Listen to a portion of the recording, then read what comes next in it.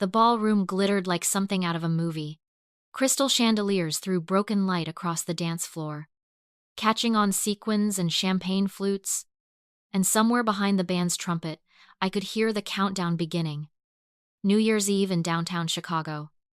And I was standing in a navy blue gown that cost more than my rent, feeling smaller than I ever had in my life. Nobody wants you here. Juniper. My sister Camille said it quietly, almost sweetly. The kind of cruelty that's been practiced so many times, it comes out smooth. Around us, couples raised sparklers. My own mother, Diane, nodded along like Camille had simply stated the weather. I stood frozen, one hand wrapped so tight around my champagne glass that my knuckles went white, waiting for anyone to say it was a joke. No one did.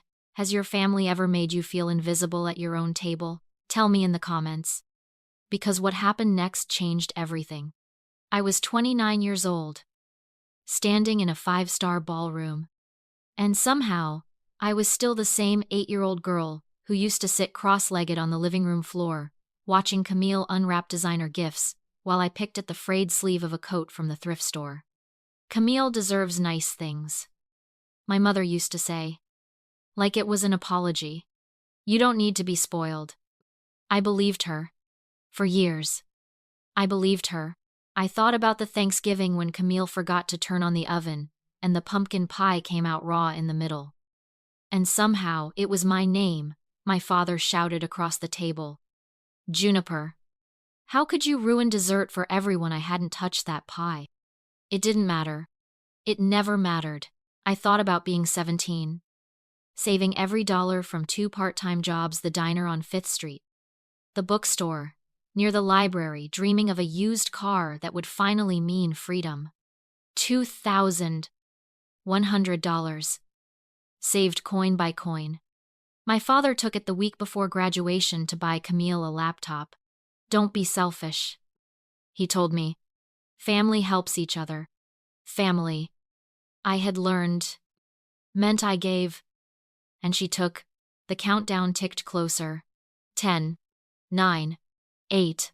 My mother leaned in, her voice a blade wrapped in velvet. You should be grateful we even invited you.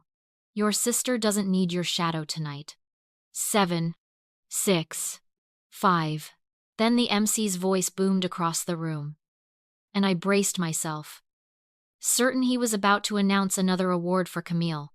Ladies and gentlemen, tonight we're honoring someone extraordinary, the founder of a company now valued at over $2 billion. A woman who built everything from nothing. Please welcome Juniper Hale. The room went silent enough to hear ice settle in glasses. Camille's flute slipped from her fingers and shattered against the marble. My mother's mouth opened, but nothing came out. Then the applause started. Slow, hesitant, and then thunderous, rolling through the ballroom like a wave. The same relatives who had just turned their backs on me now leaned forward, smiling, reaching for my hand. Reporters angled their cameras. The same mouths that had sneered now shaped the word congratulations. I didn't smile. I set my champagne glass down, the rim still dented from my nails. And I walked out. My mother called after me. Camille chased me in her heels, stammering, "Wait. We didn't mean." I kept walking. Out into the cold Chicago night. Fireworks bursting gold and red above the skyline. My phone buzzing in my clutch. One message. Then 10. Then over 100. I didn't answer a single one. If you've ever walked away from people who only valued you once the world did, you already know that silence can be the loudest thing you've ever said. Stick with me. This story only gets more real from here. The alarm on my phone read 4 in the morning, and I was awake before it even finished ringing, staring at the water stain on the ceiling of a rented room above a laundromat in a town called Millbrook, Ohio. 12 months before that ballroom, I had exactly $70 to my name. I need to back up. After that New Year's Eve humiliation, an earlier one, the one where it all began, I checked out of the cheap hotel where I'd spent the night crying into a pillow. And I took a cab back to my parents' house, because I honestly didn't know where else to go. Snow was falling. I remember pressing my forehead to the cold window of the cab. Already knowing what waited for me, my mother stood in the doorway. Arms crossed over a cashmere sweater she definitely hadn't paid for herself. "You'll come crawling back within a week," she said. "You have nothing." Camille leaned against the staircase railing. Sipping coffee like the night before had never happened. "Still working at that little bookstore, still pretending you matter." I didn't cry. I didn't argue. I walked past both of them. Packed a duffel bag with clothes. A worn leather notebook full of sketches nobody had ever wanted to see. And a childhood photo of myself, missing 2 front teeth. I tucked 70 crumpled dollars into my coat pocket and I left. Sometimes the bravest thing you'll ever do is walk out of a house that was never really a home. If that's you, I see you. I spent that first night at the Millbrook Greyhound station, sitting in a plastic chair near the vending machines, hugging my duffel bag like it could keep the cold out. A man slept sprawled across 3 seats nearby. A woman clutched a garbage bag full of clothes. I didn't sleep so much as flicker in and out of consciousness every time the PA system crackled with another departure. By morning, I walked the length of Main Street looking for anyone with a help wanted sign in the window. The fast food place turned me away without even looking up from a phone. A boutique clerk wrinkled her nose at my wrinkled shirt and said they needed someone with more polish. By noon, hunger gnawed at my stomach. And I still hadn't touched the $70. That's when I found it, a small diner squeezed between a laundromat and a pawn shop. Its neon sign flickering Rosie's home cooking. A woman with steel gray hair pulled back in a bun looked me over, taking in the wrinkled shirt, the duffel bag, the exhaustion I couldn't hide. "Ever wash dishes before?" she asked. "No," I admitted, "but I can learn fast." Her name was Rosalind, though everyone called her Rosie. She tossed me an apron and said, "Don't break anything." And just like that, I had a job. Sometimes the people who save us aren't the ones who share our blood. They're strangers who simply decide to be kind when it costs them nothing to walk away instead. I scrubbed dishes until my hands pruned. My back ached, and my arms went numb. By closing time, Rosie pressed $40 into my palm, damp with dish soap, and it felt like winning the lottery. On my way back to the station, I bought a sandwich from a street cart and split it with a woman huddled under a blanket on the curb. She smiled and said something smelled nice. It was a candle I'd stuffed in my bag years ago. One I'd made in secret as a teenager. The only jars I'd ever owned that were truly mine. That candle would change my life. I just didn't know it yet. Number, the spark. 2 jobs became my rhythm dishes at Rosie's Diner in the mornings. Espresso machines at a coffee shop called Bean and Vine in the afternoons. I rented a tiny room above the laundromat for $212 a month. And most nights I collapsed onto a mattress with springs that dug into my spine. One night, exhausted and aching, I lit that old lavender candle and just sat with the flame. I thought about the years I'd spent invisible, blamed for things I never did. And I thought I can create something. Nobody can take that away from me. I spent 3 days researching wax ratios, wick sizes, and fragrance oils. And I placed an order for supplies with almost every cent I had. Left $212.47. My entire bank balance. My mother's voice echoed in my head the whole time. "You'll fail. You always do." I clicked place order anyway. I named the shop Golden Hour Candles. I photographed my first batch under the harsh light of my bathroom mirror. Wrote descriptions that felt like small prayers: comfort, warmth, a flame to guide you home, and hit publish. Days passed. Nothing. My confidence shrank with every refresh of the page. Then one afternoon, elbow deep in dishwater at Bean and Vine, my phone buzzed. A notification: "You've made a sale." My knees actually buckled. A stranger, somewhere in the world, had paid $12 for something I made with my own 2 hands. I wrapped it in brown paper, tied it with string, tucked in a handwritten thank you note, and walked to the post office smiling for the first time in months. $12 doesn't sound like much. But when you've had everything taken from you your whole life, $12 can feel like the whole world saying you matter for the very first time. The high didn't last. 8 days later, the reviews started. Poor quality. Arrived broken. Smells like chemicals. My stomach dropped as I scrolled through the usernames Diane1968. Camille shops. My chest went cold. They had found me. Even here. In the one small thing I'd built with nothing but my own hands. They wanted to burn it down too. I found a Reddit thread that night. Camille's writing style was unmistakable. Mocking my pathetic little candle shop. I cried myself to sleep with my laptop still open on the bed beside me, but somewhere underneath the hurt, something cold and steady took root. If they wanted me to stay down, I would rise higher than they could ever reach. My coworker at Bean and Vine, a bright, blunt-spoken woman named Delilah with electric blue hair, found me the next evening staring blankly at the register. "You look like you're plotting a crime," she said, arms crossed, refusing to let it go until I told her everything. The shop, the sabotage, the fake reviews. "You need to be on video," she said. "That's where small businesses actually get seen." Before I could argue, she was already filming my candles on the counter, narrating with easy confidence. I told myself nothing would come of it. Just another dead end. The next morning, my phone buzzed before my alarm even went off. 10,000 views. Then 50,000. Then 200,000. My inbox filled with orders 10, 50, 100. Then more than I could count. I pressed both hands over my mouth to keep from sobbing out loud in the middle of my tiny room. This is the part of the story people love to skip past: the years of dish soap and blistered hands before the overnight success. There's no overnight. There's just the night before everyone finally notices. 2 days later, an email landed in my inbox with the subject line, "Partnership Opportunity." A well-known home fragrance brand wanted to collaborate. My mother's voice whispered in my head, "You'll never be good enough." But for the first time, I didn't listen. I typed one word back, "Yes." I called Rosie the next day, my voice shaking. "I think I have to quit." She laughed, warm and unsurprised. "Go build your empire."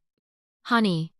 I hugged Delilah so tightly at Bean and Vine that I nearly knocked her over.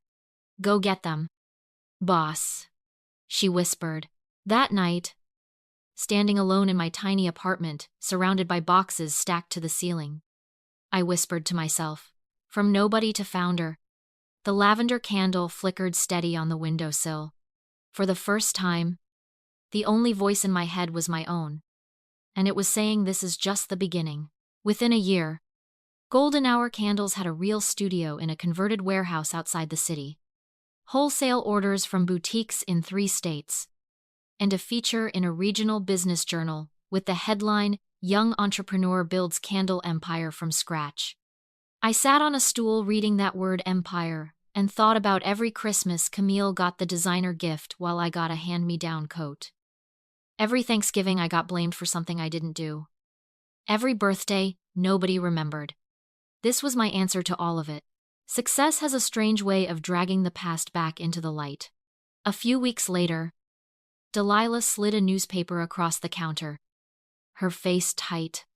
The headline read, "Local Family Faces Foreclosure Amid Mounting Debt." My childhood home stared back at me from a grainy photo yellow siding peeling. The lawn overgrown, the shutters hanging crooked. My mother was 3 months behind on the mortgage, buried in credit card debt.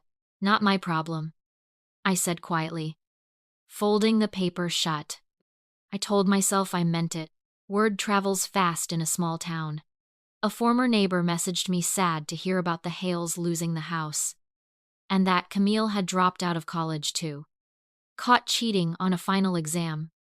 I read it with a strange, hollow distance, like I was reading about strangers. I want to be honest with you here. I didn't feel joy reading that. I felt tired. Sometimes the people who hurt us don't need us to destroy them. Life does that math on its own. Late one night, an unknown number called. I almost didn't answer. Juniper. My mother's voice cracked. All its old sharpness gone. Replaced with something fragile. We miss you. Family should stick together. Your sister is struggling. We need you. I let the silence stretch until it said everything I needed it to say. And then I hung up without a word. A text came seconds later from Camille. I know I was a bad sister. I was jealous. Please. I have nowhere else to go. I stared at the screen until the words blurred together. And then I blocked both numbers. 3 days after that, Delilah burst into the studio. Phone in hand. You've gone viral again, but not for the candles this time. A former neighbor, Mrs. Alvarez, had posted on Facebook she'd watched me get blamed for things I never did. Watched Camille worshipped while I worked 3 jobs to survive. And now that I had a successful company, suddenly my family wanted me back. Where was that love? She wrote. When she needed it most. The comments exploded. Old classmates. A former teacher. Story after story confirming what I'd lived through alone for so many years. For the first time, the truth wasn't just mine to carry in silence. The world was finally saying it out loud for me. Months later, a receptionist called up to my office. Juniper, there are 2 women here who say they're your family. I knew before she even said the names. Through the glass wall of the lobby, I watched them before they saw me, my mother. Posture brittle. And Camille beside her. Hair limp. The spark long gone from her eyes. They looked so small against the marble floor and the modern art I'd chosen myself to fill that space. Juniper. Sweetheart. My mother said. Reaching for me. Her voice cracking on cue. We've made mistakes. But we're still family. Camille's hands twisted together. You wouldn't just abandon us. We're your blood. I crossed my arms. Where were you? I asked quietly. When I wore hand-me-downs, while she unwrapped designer gifts, where were you when you took my savings to buy her a laptop? Where were you when you blamed me for a pie I never touched? Where were you the night you told me, in front of 200 people, that nobody wanted me there? My mother's mouth opened, but nothing came out. Cammie's chin trembled. We thought you'd be fine on your own, my mother finally said, the mask slipping entirely. I let myself smile, calm and cold. You were right. I was fine. I am fine. And I did it without either of you. I pulled 2 bus tickets from my desk drawer one way, back to Millbrook, and set them on the counter. I won't send you away with nothing. Take it or leave it. Camille snatched hers, hands shaking, then tore it in half. You think you're better than us. I straightened my blazer. No, I know I am. I don't tell you this part to brag. I tell you this part because for years, I thought healing meant waiting for an apology that would never come. It doesn't. Healing means you stop waiting. Months later, I drove back to Millbrook alone. The house at the end of Maple Street looked smaller than I remembered. The paint curling in strips. Weeds choking what used to be my mother's prized rose garden. A crooked for sale sign swung in the wind. I let myself inside. Dust coated everything. The living room, where I'd absorbed so many accusations, felt impossibly small now. I walked through the kitchen where I'd once secretly melted wax into scavenged jars. The only place in that house that had ever felt like mine. In the living room, I pulled a lavender candle from my bag, the very first scent I'd ever made, and lit it. The flame caught, and the warmth spread through the stale, silent air. I am not the reason this family fell apart. I whispered to the empty house. I am the reason I survived. I let the candle burn as I walked out for the last time. The house wasn't a fortress anymore, or even a prison. It was just wood and paint and old ghosts. And ghosts only have power if you let them keep it. The ballroom glittered again. Another New Year's Eve. Another countdown beginning. I stood near the back in an emerald gown. Cameras following me now instead of ignoring me. The MC's voice rang out. Tonight, we celebrate Juniper Hale, founder of Golden Hour, and the youngest woman in the country to build a company now valued at over $2 billion. Applause thundered through the room. I saw my mother and Camille seated near the stage, dressed in gowns that had clearly seen better years, looking impossibly out of place among the sequins and tuxedos. After a brief, simple thank you speech, I stepped down. My mother intercepted me, whispering, "Please, we need you." Camille sobbed into her hands beside her. I looked at them for a long moment, really looked, and for the first time, I didn't see the giants who had loomed over my whole childhood. I saw two small, tired people. "You thought I'd be fine on my own," I said quietly. "You were right." The countdown began behind me. 10, 9, 8. I turned and walked away, their voices dissolving into the noise of the crowd.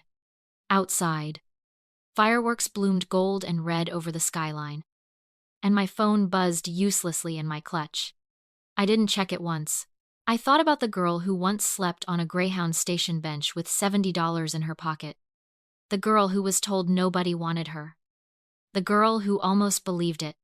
She built an empire out of wax, string, and stubbornness. Some revenge doesn't come with shouting. Sometimes the loudest revenge is simply living well, on your own terms, surrounded by the life you built with your own two hands. If you've ever been told you don't belong, I hope this story reminded you of something important. You get to decide who's allowed to define you, and it was never them to begin with. If this story moved you, let me know in the comments, and consider sharing it with someone who needs to hear it tonight.